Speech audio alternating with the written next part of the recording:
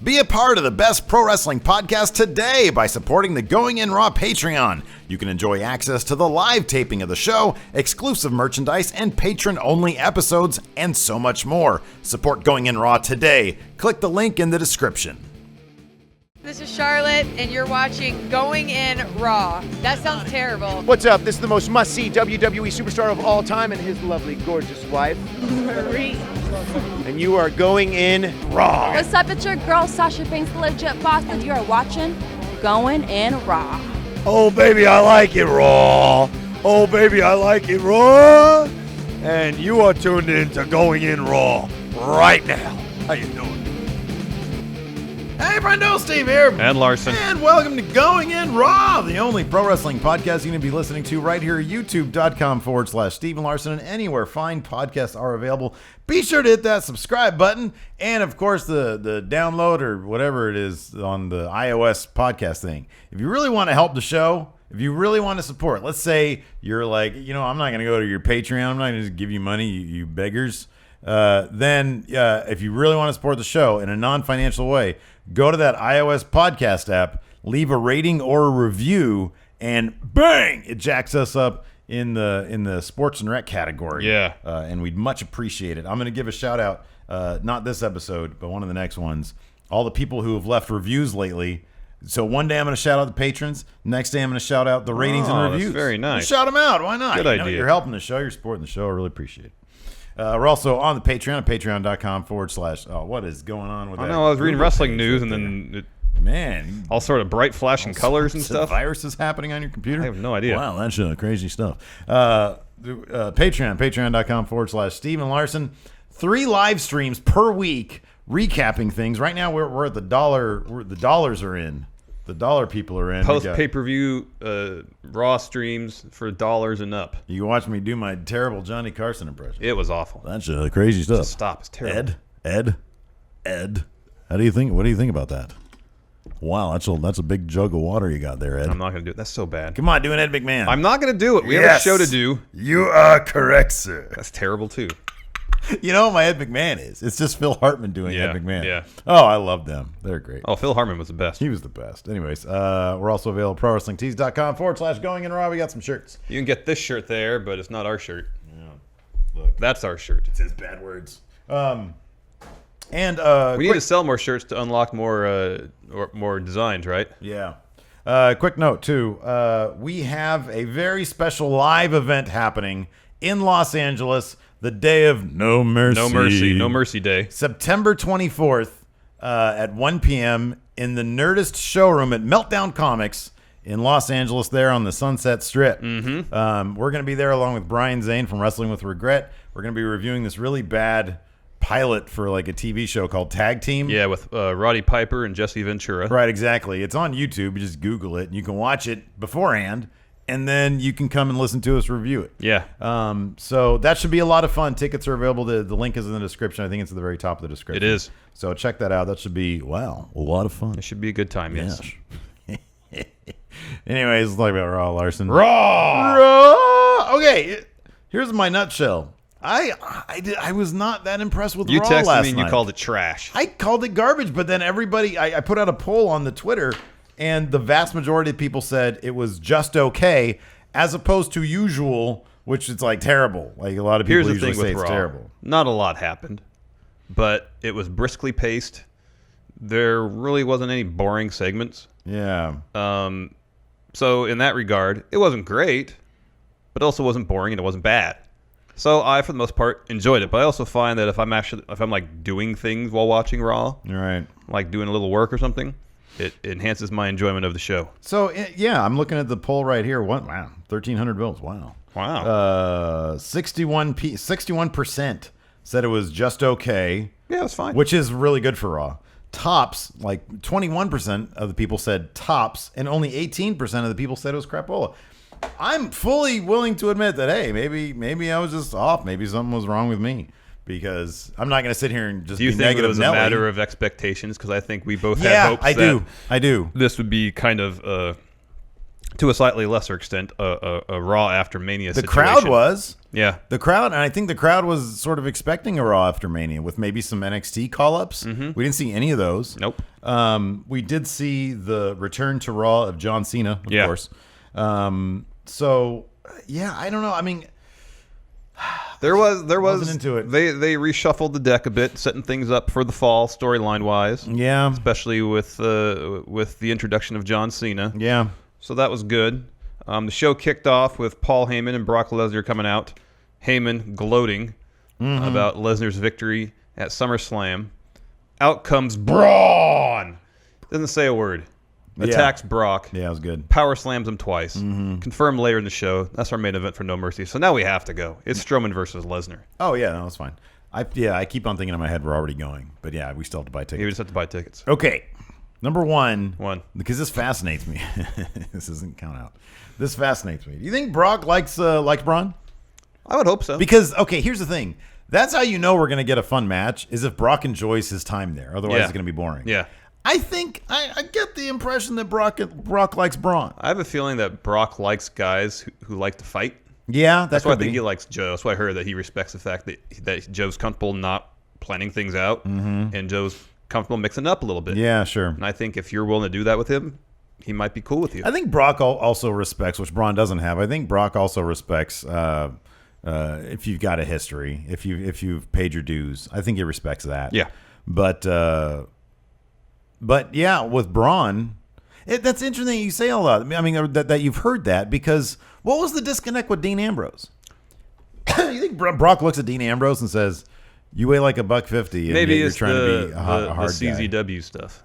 Oh, that could be. You think Brock doesn't respect? Did you see that GIF I sent? I tweeted. Oh yeah, out? the guy that does jumps off the structure of a building, try to hit the guy through the table and gets nothing.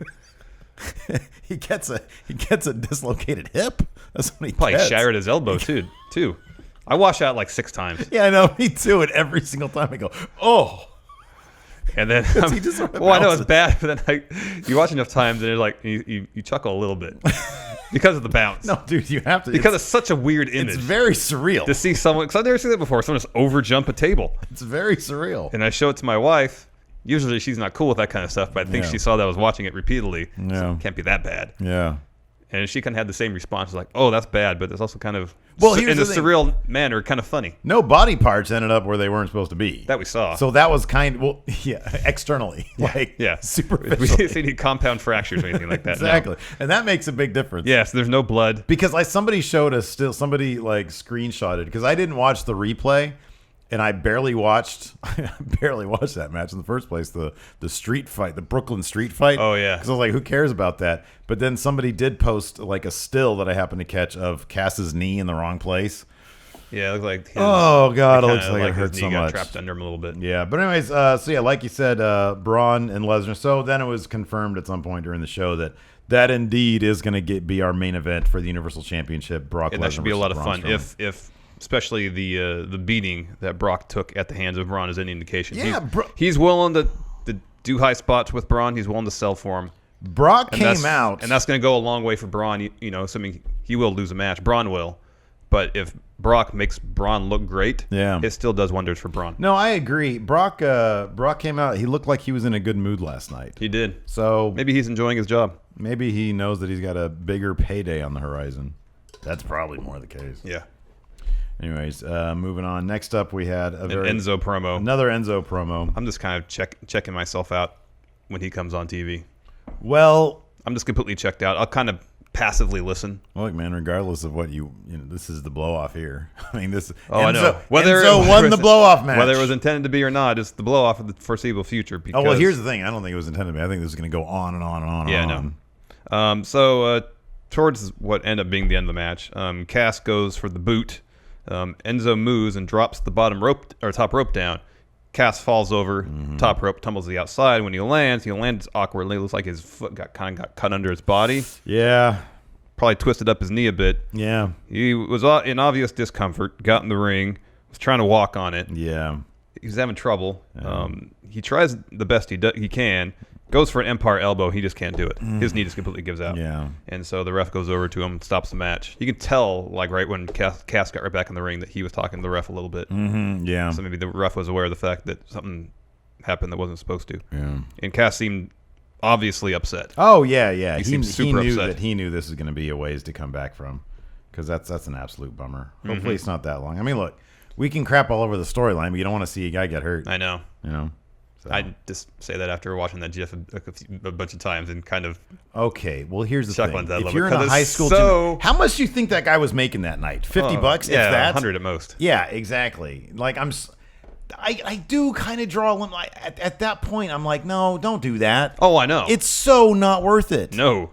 Like you're in a high school gymnasium. You're about 10 feet in the air, or 10 feet above the ground.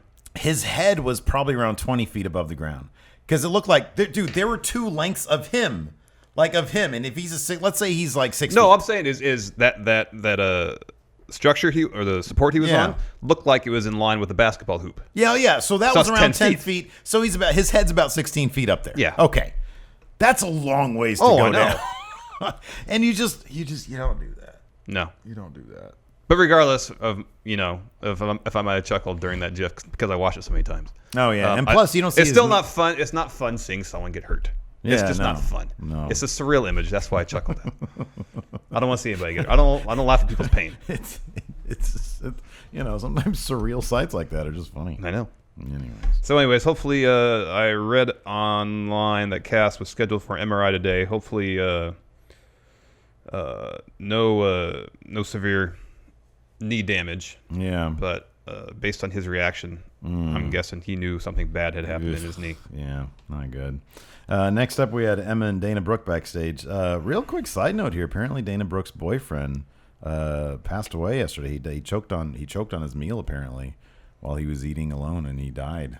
That's horrible. That's horrific. Yeah, he was found last night. So that's our hearts and really thoughts bad. go out to Dana Brooke, man. We really like her. Like, she's. I feel I always got the feeling that like Dana Brooke is like a hard worker who really wants to do good. Doesn't come off like a diva, if you will. No. No, especially on Breaking Ground. Yeah, totally, yeah. And so this is freaking devastating right now. So man, I couldn't imagine what she's going through right now. It's pretty awful. Emma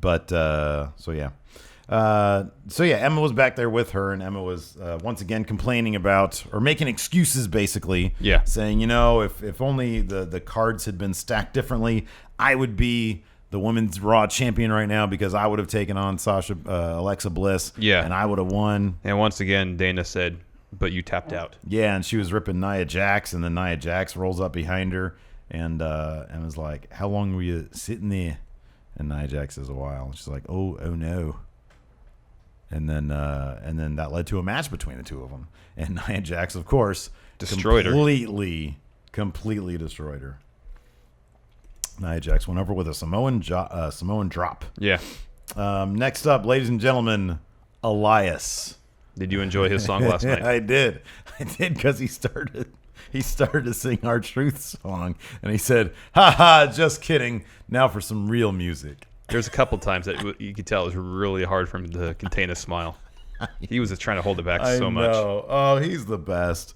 So, anyways, his eventual song was interrupted by our Truth, who comes down, and Elias picks up a win. I swear, the bell rang. I went to the kitchen to grab something, and while I was in the kitchen, I heard, "There's his drift away," and I looked back, and it was very short. Man, here's the thing. I love this. Happened a couple times during the night.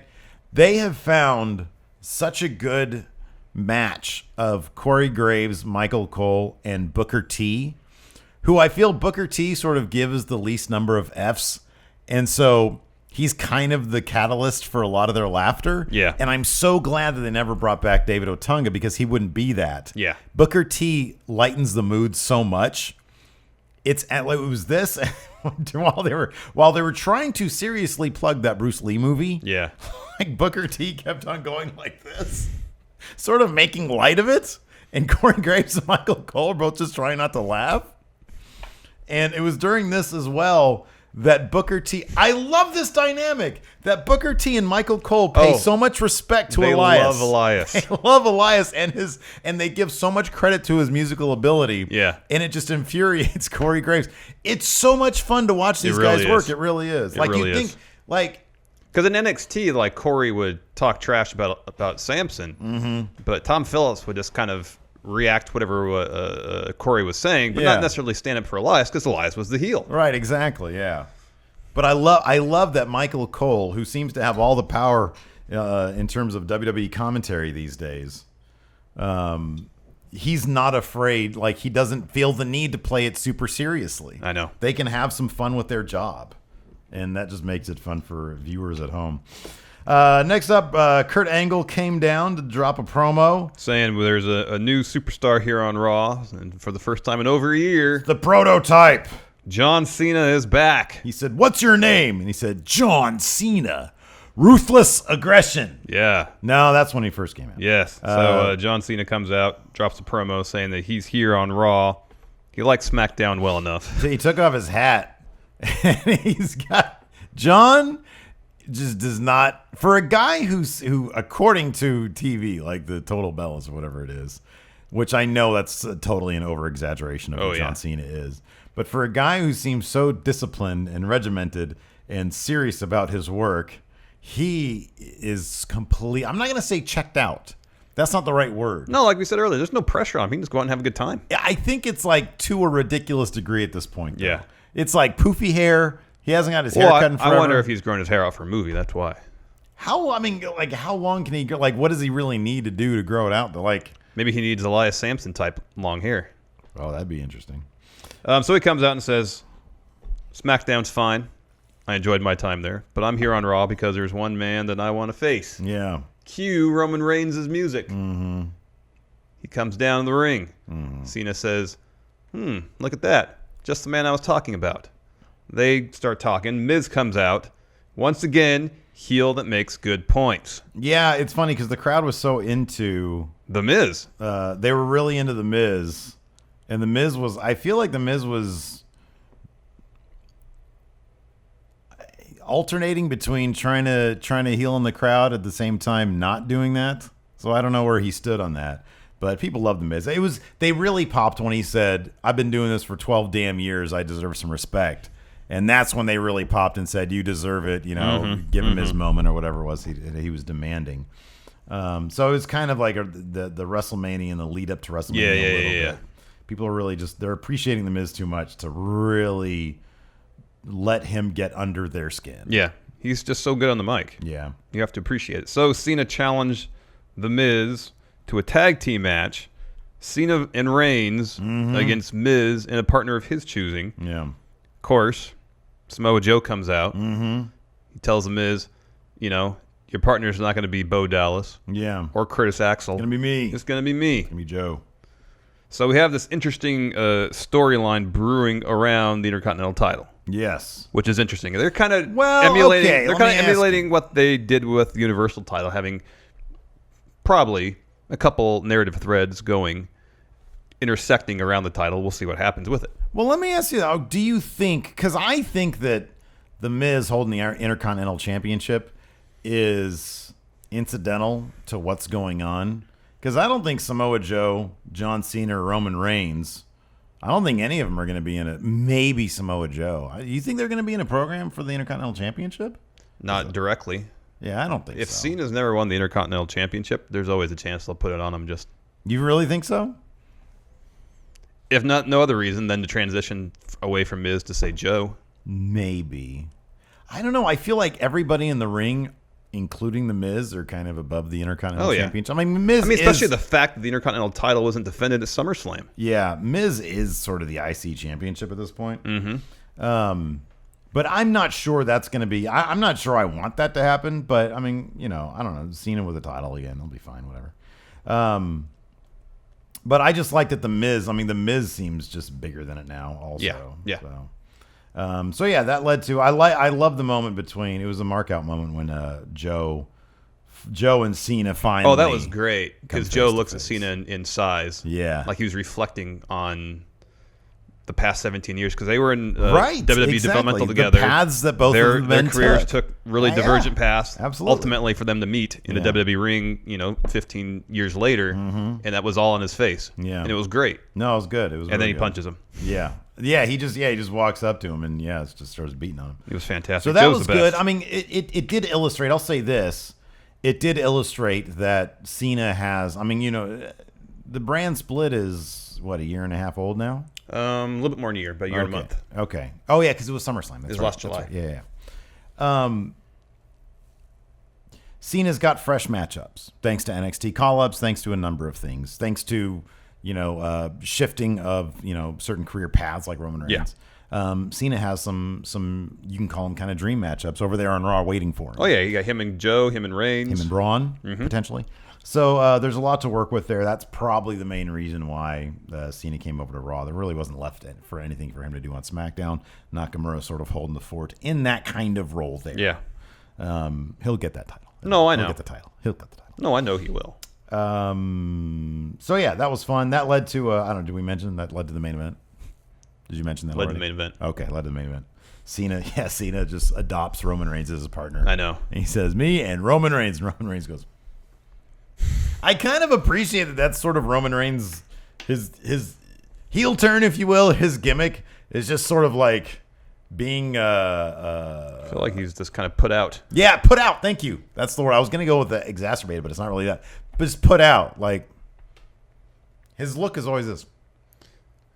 I feel like that he too easily kind of dressed into the background of a lot of segments, though. He does. It's real easy for him to just kind of disappear. Yeah. Even during the Fatal 4-Way match, I mean, apart from the spots that were obviously booked to prominently feature him, he just fade into the background. But the thing is, he's always that guy who, when he does, I mean, you could say that he's the guy that, you're right, he fades in the background, but he's always looming there. No, you know I know. what I mean? I know. But he doesn't command the ring. He doesn't command your That's attention, true. is what I'm saying. That's true. Like when Joe's in the ring, you pay attention. Yep. When Braun's in the ring, you pay attention. When Brock's in the ring, you pay attention. Yeah. And I think the reason you would pay attention to Reigns is because we've been kind of, we've been told essentially, this is a guy you have to pay attention to. Well, we've been conditioned to understand that's that what I he's was going to looking for. win no matter Conditioned. what. Yes, Yeah. conditioned. Yeah. Next, we had a 8-man Cruiserweight match. Normally when they stick these multi-man Cruiserweight tag matches on the show, it's kind of dull. Yeah. This was actually a lot of fun. Yeah, it was a fun match. I am talking about conditioned because of how many people were involved here. I kind of checked out.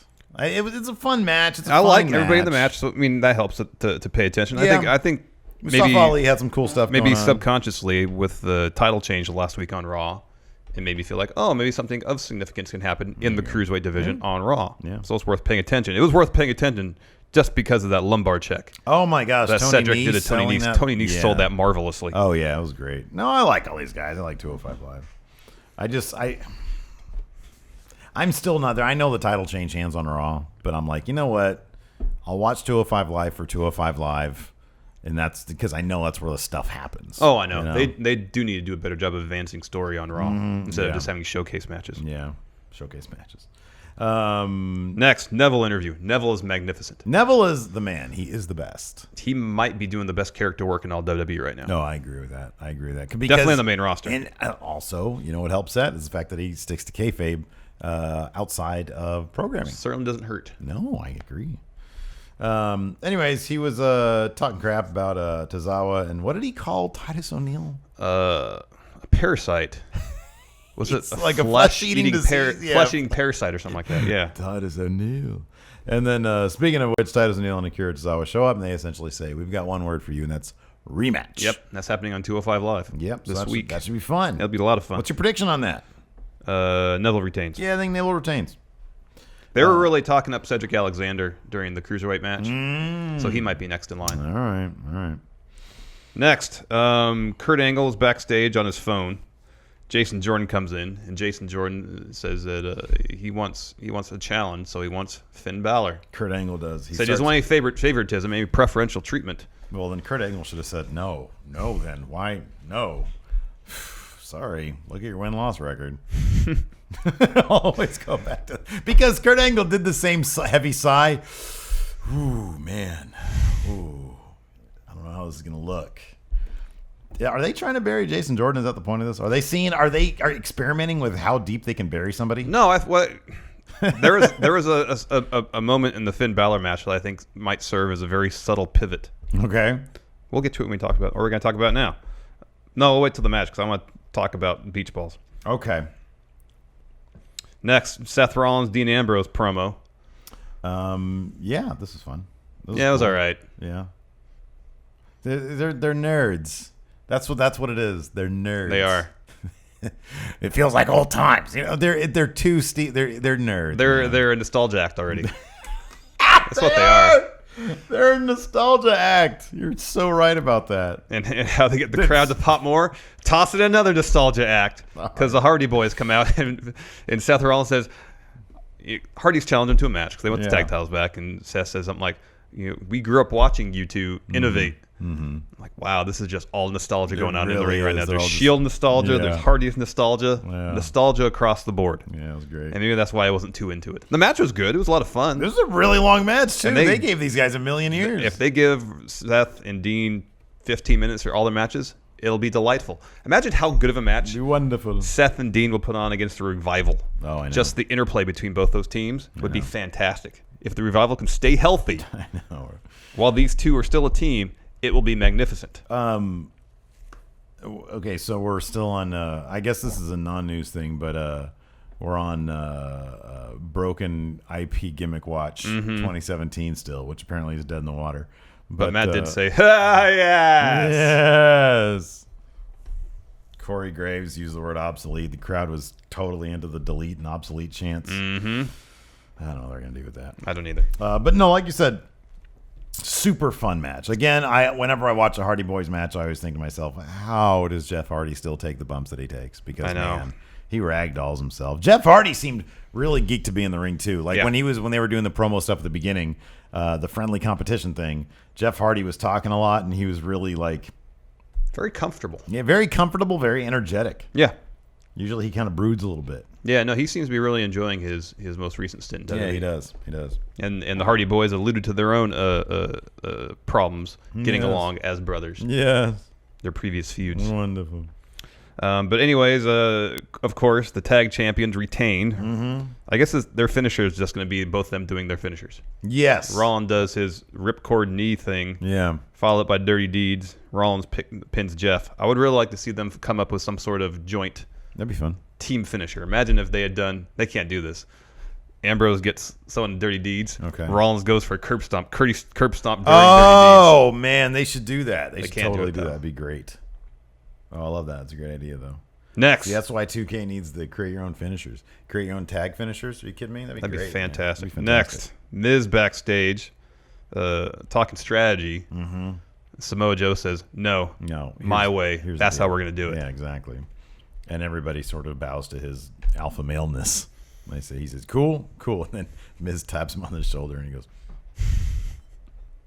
"Miz is Joe's great. the best." Miz is great. We can agree on both Miz of those is great. things. Joe is the best. We can agree on both of those things. Next, Sasha Banks comes out to the ring, drops a promo, saying that her Brooklyn curse has been broken. Yes. She finally scored a win in Brooklyn. Correct. Alexa Bliss comes out. She wants a rematch. Apparently that's happening at No Mercy too. She says, Sasha, you have a hard time keeping your... no, the rematch is happening next week. Oh, that's right. Sorry. Yeah. She says you have a hard time keeping your... belts. Defending your belts. Yep, keeping the belts once you win it. Mm-hmm. So that's going to happen. We'll see if Alexa Bliss works on that loss face or win face, depending. Yeah, but I know. I imagine it's going to be another loss face. So telegraphed. Yeah. Next, Jason Jordan versus Finn Balor. Here's the thing. There is a spot... I wouldn't have noticed it, but they replayed it after the commercial break where Jason Jordan goes to shake Finn's hand and Finn just hits him. Yeah. And after that, Jason Jordan seemed like, okay, well, I'm not going to be the nice guy anymore. It's like that, is it? Yeah.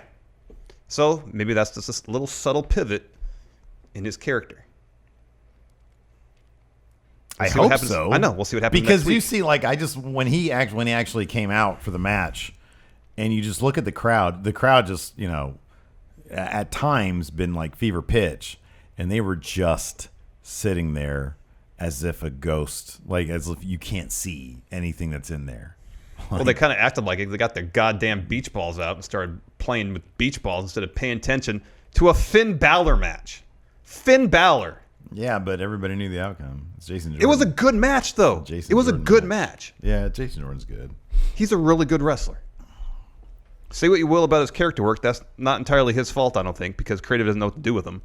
He always delivers in the ring. Do you think they don't know what to do with him, or do you think they're doing exactly what they want to do with him? Okay, maybe they don't know what to do with him, but, or it's either that or what they're doing with them isn't the course they should be taking. I just don't know what they're doing with him. I'm very confused by this.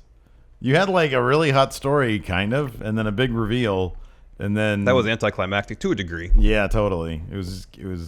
I'm not gonna say confusing, but it was just like, well, the way they set it up, they set up as if it was gonna like completely shake Kurt Angle's world. Yeah, I know. And it wasn't that. I know. That's what I meant by anticlimactic. That's what it was. Yeah. So they got out the beach balls. Yeah, just stop with the beach balls already. Just stop. It's okay. You can play with beach balls if you want. Go to the beach and play with your beach balls. Who wants to do that? It's like probably cold outside out there on the East Coast, man. Not necessarily. Yeah. Just stop with the beach balls. It's such a distraction. And when WWE shows people playing with the beach balls in the crowd, it eggs them on. They're going to do it more. It's going to make it worse. Because everybody wants to bring their beach ball and play with it in the crowd so they can get on TV. Yeah, I know. So they can take over the show. Let me ask you Just something. stop with it. Let me ask you something. What do you like worse? What do you dislike more? Beach balls or the people in the audience that spend the entire show trying to get everybody to chant what they want to chant? Because that bugs me more. I think the beach balls infuriate me more. Because here's the thing about the beach ball. If I'm sitting there, right, and I got like my beer, and I got my hot dog, and I got some popcorn ready to go, and I know Lacey's on her way with nachos, and then like the beach ball thing happens, and it comes near me, and I'm like, oh, we're going to protect my crap here, and then the beach ball goes away. It's a second. If idiot is sitting next to me. Well, I think that's and part he's of it. standing there. Hey, everybody, chant what I want you to chant. Let's chant something clever that I just thought of because I'm funny. Everybody, look at me. I think that's part of it. It's proximity. Oh, See, if I would be rage. If I'm sitting near a person like that, that'd probably bother me more. But if there's a beach ball in that arena, it's gonna irritate me. Yeah, because it's gonna be a distraction. I didn't pay. See, I know you say people pay their money; they should be able to do what they want in terms of playing with beach balls and stuff. I pay money to go into the arena and watch wrestling. I don't want to be distracted by beach balls. I'll put it here. I'll put it this way. I'm not a fan of the beach ball. We're gonna debate like the lines that fans shouldn't be crossing on Friday on our debate show because we do differ in that.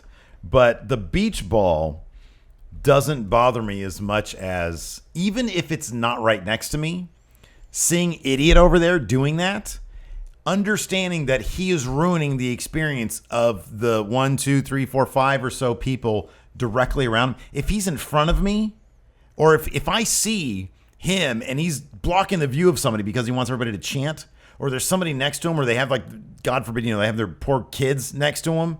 Oh, that's the worst. Well, that's when someone nearby has to say, "Excuse me, you're ruining our experience here. We paid a ticket just as you did. Yeah. Please be more considerate." But nobody should have to be I that agree. awkward Here's person. the thing about the beach balls, though. Because the beach ball doesn't make you do that. The beach ball... It doesn't, but here's the thing. Here's why I think, in a sense, the beach ball is worse.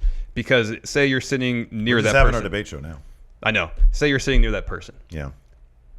For the most part, you would hope that's an isolated thing. That's just one person.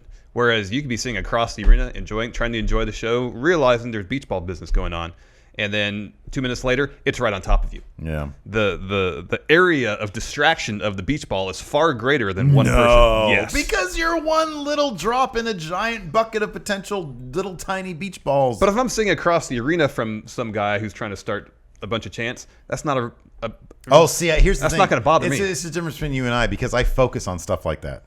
I'm like, oh my God, I hate that guy. Like, that to me, my rage and hatred being directed towards that idiot, that's a bigger distraction than the beach ball making the rounds. Can't stand the beach ball. Can't stand it. Good debate we just had there. That's a preview of what you can... I think that's the whole debate we're that's probably pretty going to much do on the debate. Friday. It's done. Sorry, I was on my mind. No, it's good. I that's a position I hold with great passion. Yeah. I don't like the beach balls. Yeah. Stop with the beach balls, please. Yeah. Main event was next. Reigns and Cena against Miz and Samoa Joe. Of course, the beach balls were out. Camera showed it. Cena was encouraging. Cena was egging him on. And then after the show, apparently he got on the mic and said, I'm totally fine with what everybody did today because it's all in good fun. It's all in good fun. It's beach ball. It's all in good fun. It's a distraction. The Miz, the heel that makes good points, but telling the crowd to stop. Good point. Yeah, Miz. but do you think he was really telling them to stop? Or do you think he was healing them up, trying to get some heel telling them heat? to stop because it's a distraction. Yeah, maybe.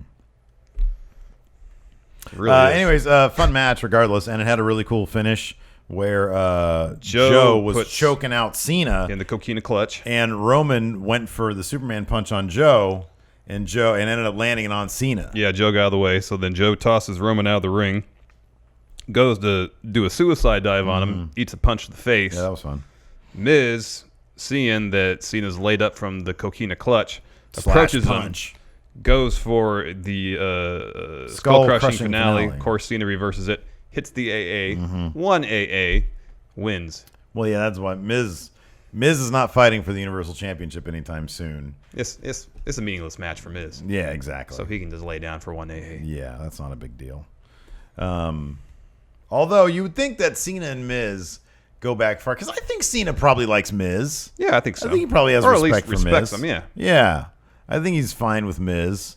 It would have been nice if Cena did the double AA thing. Or a top rope. An extra bit of respect for Miz. Yeah, hit one AA, do the rollover, pick him up, another AA. That would have been nice. That's always an impressive sight, too. Yeah. Anyways, let's answer some questions, please. Questions from people that have asked questions on the Patreon. Yes. Patreon.com/Steve and Larson. Here we go. Eddie Jose Guevara Menevar.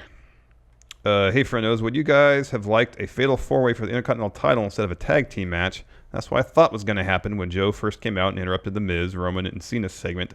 I feel it would have elevated the title since it wasn't defended at SummerSlam.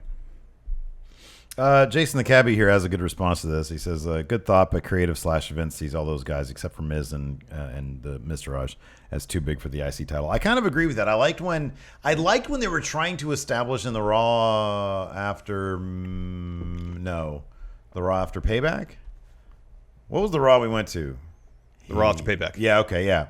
When they were trying to establish the Intercontinental Championship as the top belt. Yeah. As the top day-to-day belt, sorry. The top day-to-day belt. On par with the U.S. title over there on SmackDown, like with AJ and Kevin Owens and all those guys. You had Seth, Finn, and Dean and The Miz all in the mix for the IC title. I think that would have been... I like that better than like Samoa Joe, who's just coming off the Universal Championship. John Cena, who's megastar guy. Yeah. And then... Roman Reigns, who's also being groomed for the Universal Championship. That said, I would not be surprised if Cena picks up the Intercontinental title because he hasn't won it yet. That'll be nice. Then drops it to Joe. Yeah, Dom the Man Hilberg. Cena's on Raw, but he's not inserting himself into the Universal title picture. Are they about to put the IC title on him to make him a Grand Slam champ before he leaves for Hollywood? Potentially. Maybe. Do you want to see that? If it means Joe gets the belt, yes. Joe is already above belt, though. But if after No Mercy, yeah, I'm assuming he can make the belt bigger. I'm assuming Lesnar's going to be going away till SummerSlam, so that's a couple months. Yeah, they need a very strong top day-to-day champion. Yeah. Not to say the Miz isn't, but giving Joe that opportunity would be pretty cool. Hamza Halal, is Asuka's injury the perfect way for them to take the belt off her without having her lose and then move on her to main? You say no. Yeah, no. I say no. I say no. I say. The title, like stripping her of the title because she's injured, is I think it's the wrong way to go. That's not the way you take the belt off of Asuka. Apparently, a father and son were kicked out of the arena last night for using the beach balls. I'm not saying you have to go that far. Just tell them to stop using it. Yeah, you have to kick them out. Oh, father and son. Yeah. Don't have to kick him out. I hope it was a guy in his like 60s and then his son's in his 30s, as opposed to like a guy in his 30s. There's video on WrestleZone. I'm not saying throw people out. Just take the ball away. Yeah. Anyways, I like what we mentioned in the Daily Show today. Oh, interim champion. Yeah, then when Asuka comes back, have a match to determine the true NXT Women's Champion. Real champion. Yes. Yeah. Yes.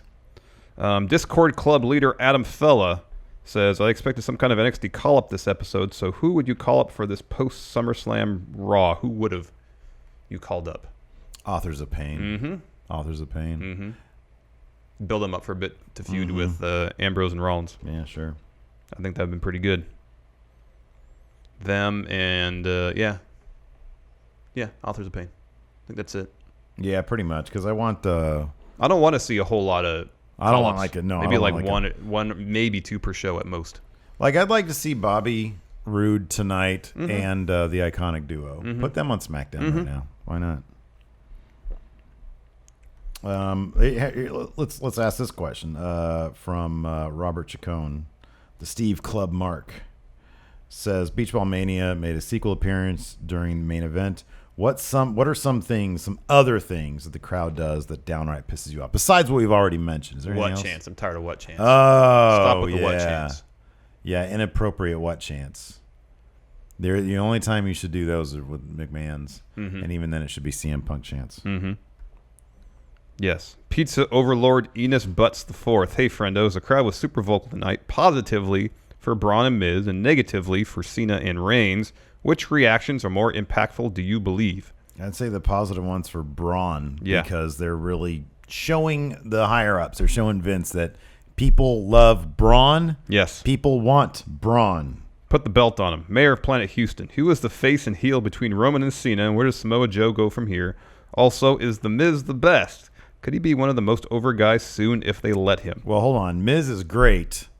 Joe is the best. Right. We agree on that one. Joe is the best. Who is the... they both kind of exist. Well, according to the crowd, they both suck, but that's a different crowd. Yeah. On a week-to-week basis. I feel like Cena's going to be the face and Roman's going to be the heel.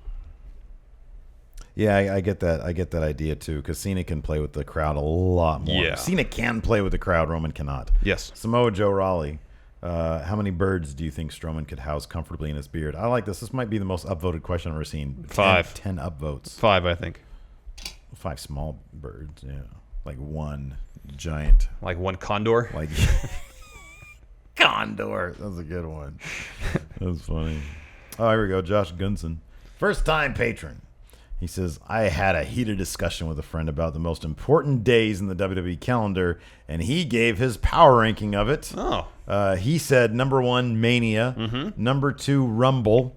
Number 3, Raw after Mania. Number 4, SummerSlam. And number 5, Money in the Bank. He says he thinks otherwise. I'm kind of curious what his friend thinks because That's pretty good. this is pretty good. Yeah, I don't know if I can necessarily disagree with that. Mania is most important. Rumble's second most. Raw after Mania they made to be fairly important because that's when they do some shakeups. Yeah. And kind of, hit the reset on some storylines. And then SummerSlam. It's just supposed to be the WrestleMania of the summer. I mean, you could argue that Money in the Bank maybe doesn't belong in the top 5, but that's still not a bad one. Yeah, I know, but what would be number 5? I don't know.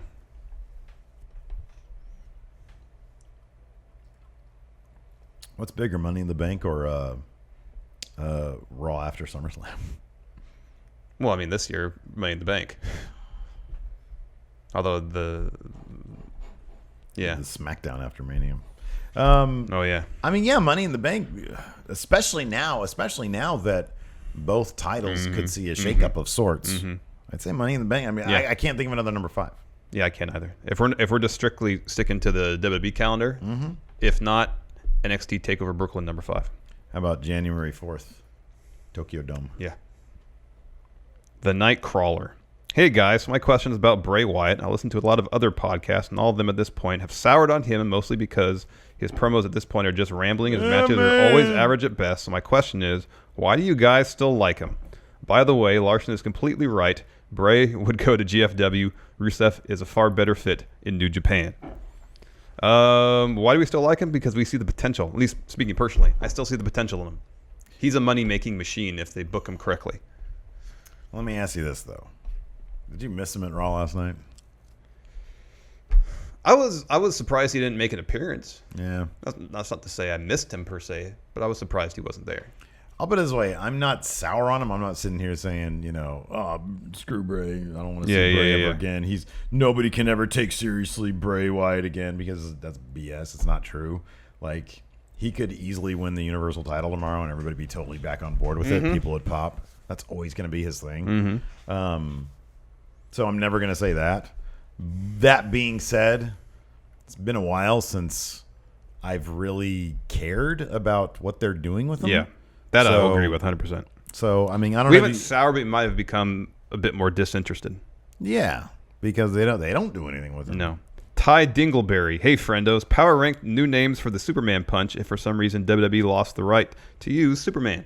So DC went to WWE DC and says can't use it. can't do that no more.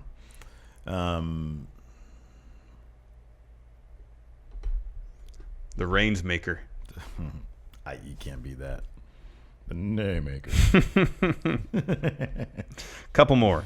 All right. Let's see here. James Rodriguez, do you think Seth and Dean will last long enough to get their own name theme combo like Sheamus and Cesaro did, or will they end as quickly as they began, like Y2 AJ? Neither. They're so popular as single stars. People show up, I guess, to hear their themes, see their finishers, that's just how it's going to be. I think it's both. I think they're going to last a while with these titles, and they're going to keep separate entrances. Yes. I don't think they're ever going to get their dual music. I don't think that's ever going to happen. They could maybe do some weird mashup, but no, they're going to do... No, I think it'll be like what they did last night, where they play a few bars of Yeah, Ambrose's right. Because that's what they do with Sheamus and Cesaro. Yeah. Yeah. But they actually have an intro that's got some choreography to it, you know? Mm-hmm. Whereas Dean walked out, Rollins walked out, they walked the ring. Ambrose didn't do his usual Okay, stuff or any of that. No, I think what they're going to do... Did they do this last night, or am I just imagining this? The first person's going to walk out and go like this. They didn't do that. The second person's going to There walk was out. no fist bump. They're going to link up, and that's think. when they're going to go. That's what they're going to... That's my prediction.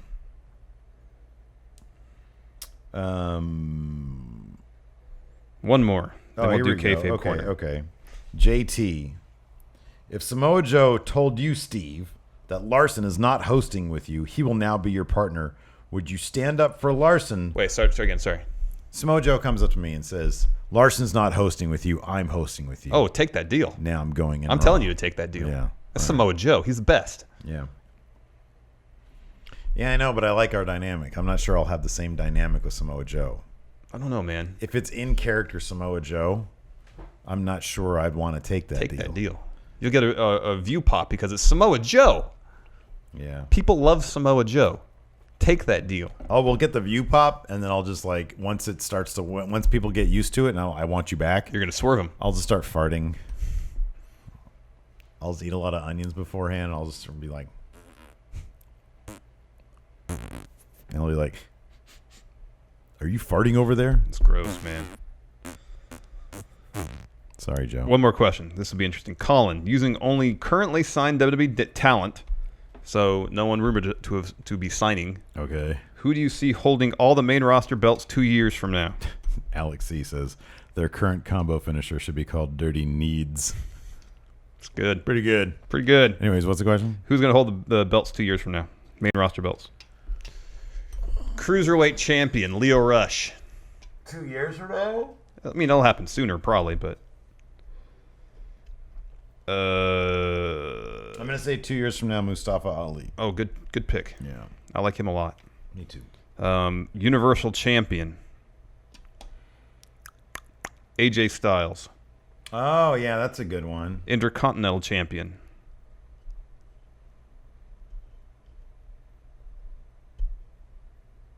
It's the Intercontinental belt is so weird. I mean, Kevin Owens had it. Miz and Dolph ain't nowhere now.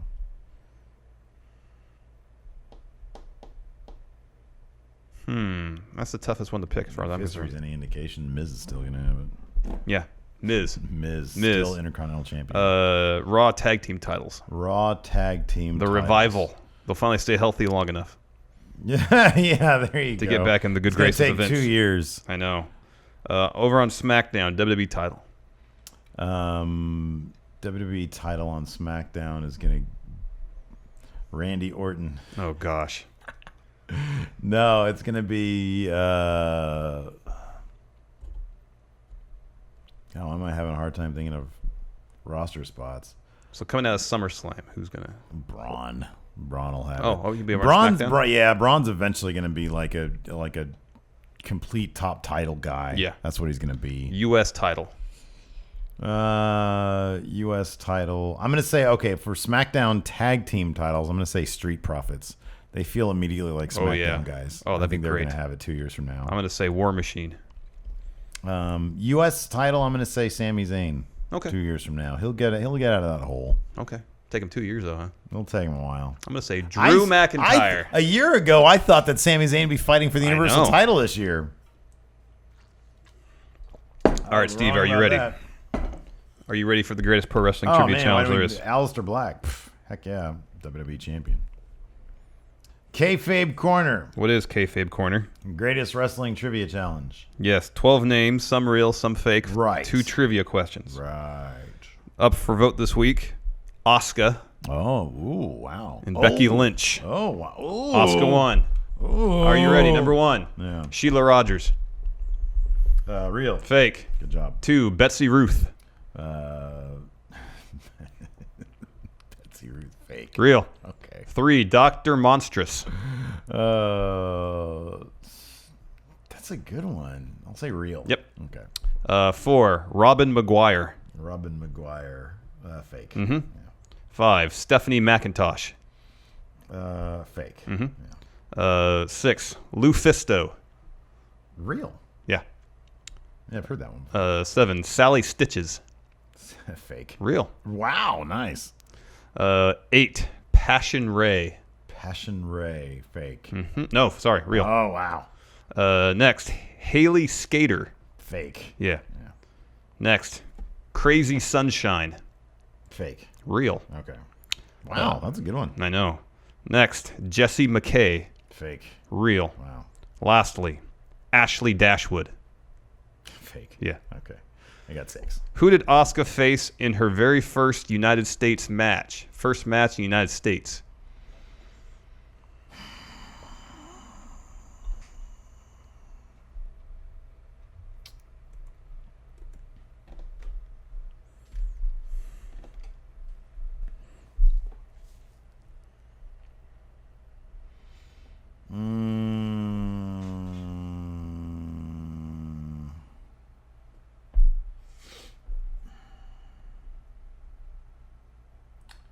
I'm going to say